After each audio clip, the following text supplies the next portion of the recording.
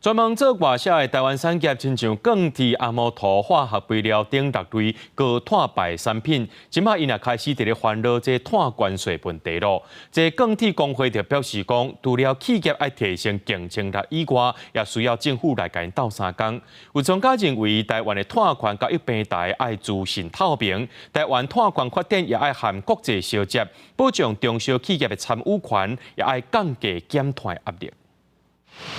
后边碳边界调整机制，也就是俗称的碳关税，将会自2026年1月正式实施。初期碳关税征收的范围优先锁定钢铁、阿摩托、化学肥料等6种高碳排产品。这个主要做外销的台湾产业遇到碳焦虑，产业焦虑是一定的哈。在政府的协助底下，当然做了很多哈，那可能还是力量大概有所不足，确实是需要政府来投入。不管是照明设施设备，或是马达的更换，那这个其实也都是能够让一家公司能够落实到自己公司本身的碳排放减少的一个非常直接的手段。全世界对于环境议题的抬头，大家都对这个东西越来越重视，所以我觉得这个也是企业在考量盈利之外，它必须不得不纳入的成本。专业界讲，想要减碳，就要对技术或者是换设备来做，成本一定会增加。除了减碳以外，碳权的交易也是正定转型的最后手段。台经院董事长吴中书就讲，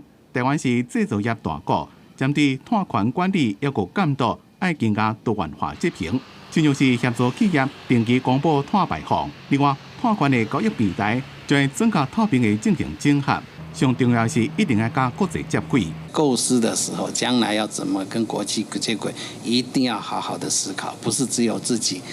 这个自我感觉良好，这是不太好的哈。第4个呢，就是要怎么保障中小企业的参与权。针对碳权市场，专家认为一定要建立处罚加奖励机制，碳权的计价也有流通性，才能让台湾的碳权市场健全发展。记者综合报道。